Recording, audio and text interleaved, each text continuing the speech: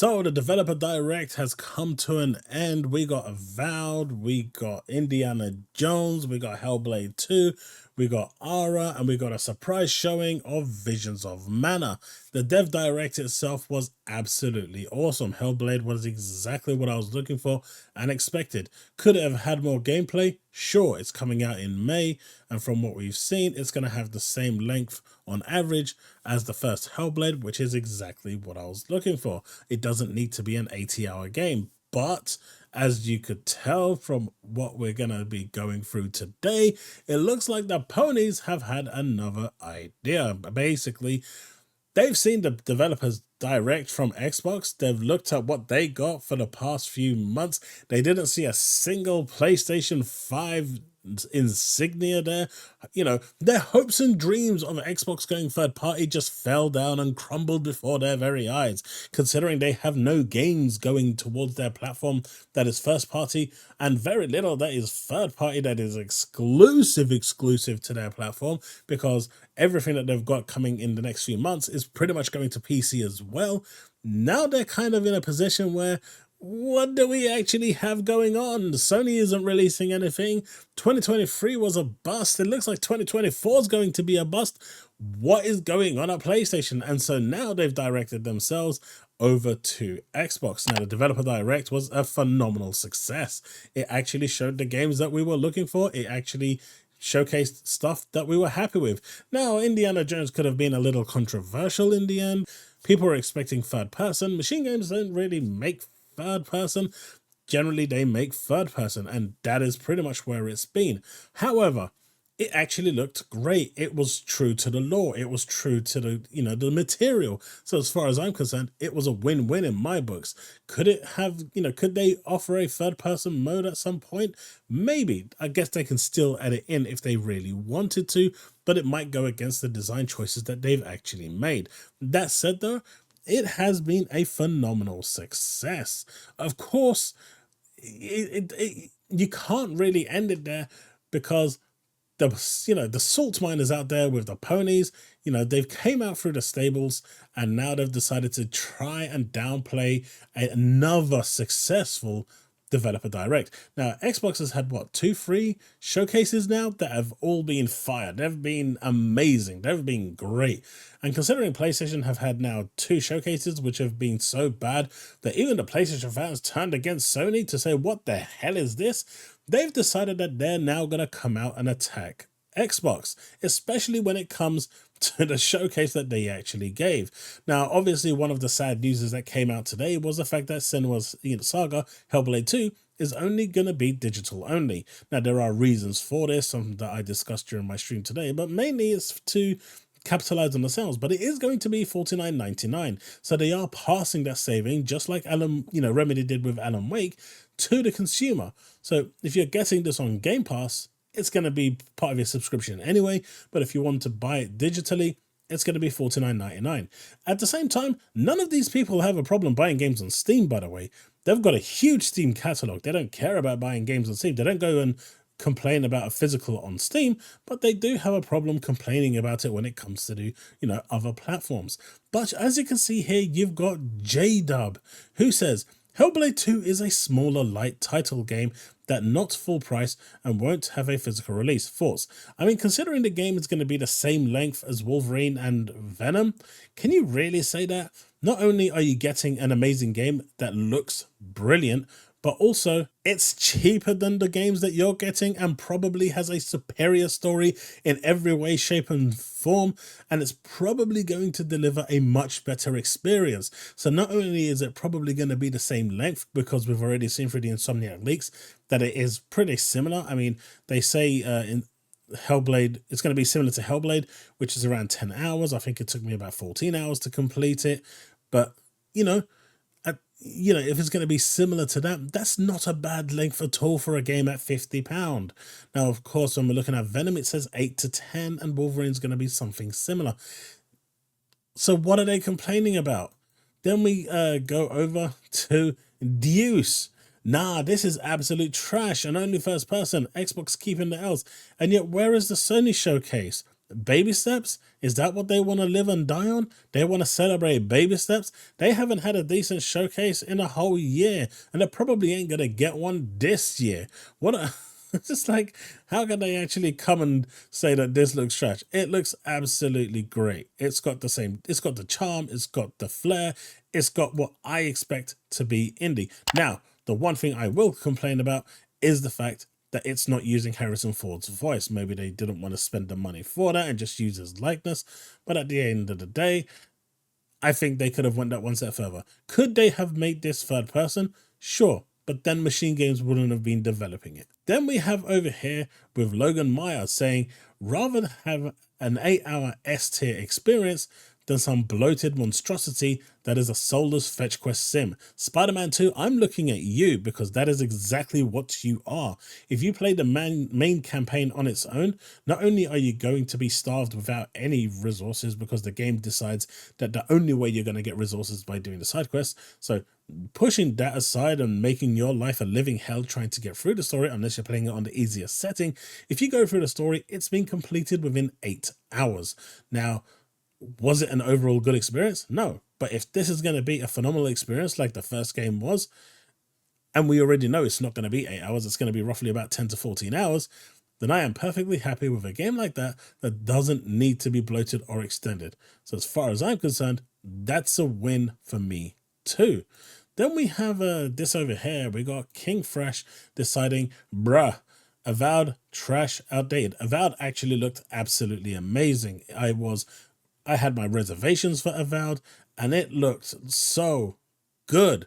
I mean, the gameplay we saw a few months ago was kind of borderline. I wasn't sure. It didn't look all that. It kind of looked cartoony, but they fixed that up real good. So to say trash and outdated, it clearly shows how salty he actually is regarding this. Now, he says HellBlade 2 is short indie game. And then if we look at what I said here, so much salt. I should learn to spell a bit better. You know, you just called Wolverine, and I guess I should have written here, and Venom, a small indie game, as it's the same length. Difference being, Wolverine will have 4 hours of cutscenes and almost 2 hours of gameplay, whereas HellBlade is generally full gameplay. So there's that. Surprise game being third party. These guys are capping for third party like there's no tomorrow because that's all they've got. Then you got King Fresher over here that says surprise game equals third party. Yet you look at what they've got coming. Tekken is a third party multiplat. Prince of Persia multiplat. Final Fantasy is only a 3-month exclusive and it's a multiplat. Like a Dragon is a multiplat. Helldivers it's going to PC anyway. Ronin is also going to PC. The only game that they don't have going to PC right now is Stellar Arse Cheeks, and that's because they pretty much paid for the whole development of that game. So what is he exactly going on about when he talks about third party? Ara is a PC game. Sure, Microsoft does work on PCs. I mean, they are capping really hard there. And Indiana Jones is a mid-movie game. And yet, what is Spider-Man and Venom and Wolverine? They are mid-comic book movie games. And so this is Xbox. I mean, they have jack shit coming for them in 2024 and they're still capping for this shit. My God, they are so bad. Then you've got Icon Era over here after the direct. Who really cares about Xbox? Like, they're trying to get some kind of... You guys must be mad. Not a single PS logo on any game, but Xbox is going third. Like, Microsoft turned around and basically slam dunked them in their face so hard they didn't know what hit them. Then you got J-Rock over here adding that extra bit of salt. What they wanted to see, y'all stuck with Foam Stars and Helldivers because that's where they're going. They wanted to see that PS5 logo there and they failed. They wanted to see that PS5 logo there and they failed. They wanted to see that PS5 logo there, and now that they don't see that PS5 logo there, oh, these games are trash, man. These games are trash. We don't want none of these games. But 2 days ago, can't wait to play HellBlade Senua on my PS5. Oh, I can't wait to play Avowed on my PS5. Oh, I can't wait to play Indiana Jones on my PS5. And now that they've been completely bitch slapped down to home reality, and these games are going to be exclusive to the Xbox ecosystem, they are now capping like their life depends on it to try and change that tune. I bet right now they are in the stables having a donkeys meeting and turning around. I mean, this is exactly what I think they're doing right now. Hello guys, how are you? I am happy. I hope you will be happy. Yeah, they're pretty much arguing amongst themselves to come together, congregate, and come out as one force to go against everything that's coming. They are so hurt that Xbox is coming out with guns blazing exclusive games to the Xbox ecosystem. And the fact is, they have nothing this year. Nothing. And they had Spider Mid last year, and that didn't really work out for them either, did it? Now, of course, you got McQuack over here looking at these very interesting. Xbox no longer calling their games exclusive. Not saying these are coming to consoles, but looking at the release date for Visions of Mana, we know that's coming to consoles. But the other games share the same format. Very interesting. But they're telling you exactly what formats they're coming for. It's not going to any other place. Senua, Indiana Jones, Avowed, none of these games are going third party. None of these games are going multiplayer. They are staying on the Xbox ecosystem. You want to play these games? You either go buy an Xbox, you go buy a PC, or you join Xbox Game Pass Ultimate and get it on the cloud. I guess you could get Ultimate and then go get GeForce Now and then combine it that way, but that's a choice you're going to have to make, but you're still within the Xbox ecosystem. We had Dreamcast Guy release a video earlier today where he was pretty much almost in tears about how good the Xbox showcase was, the developers direct, and no matter how much he tried to find things to complain about, he just couldn't complain about anything. He tried to throw a dig here, a dig there, it didn't work. You could see the disappointment that there was nothing he could really say that was disappointing about it. He tried to say that, oh, there was too many developers talking in a developer's direct. Well, it's in the name.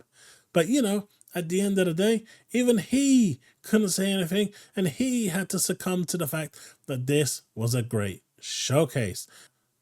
And even he turned around and goes, well, at the end of the day, I'm just going to play it for free anyway. I mean, my dude, you've paid for Game Pass.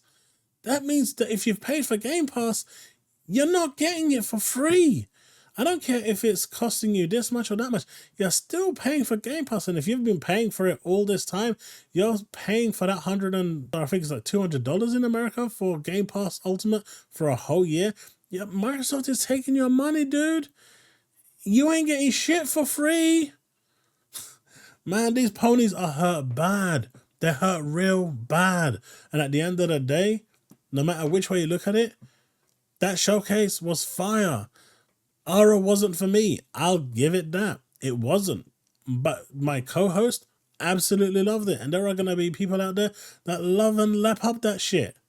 But to turn around and say that everything there was trash, mid, outdated, these ponies are hurting bad. I think, the next time you see a pony, they'll probably have like a open can of bean, an empty beans can with like them begging for some games.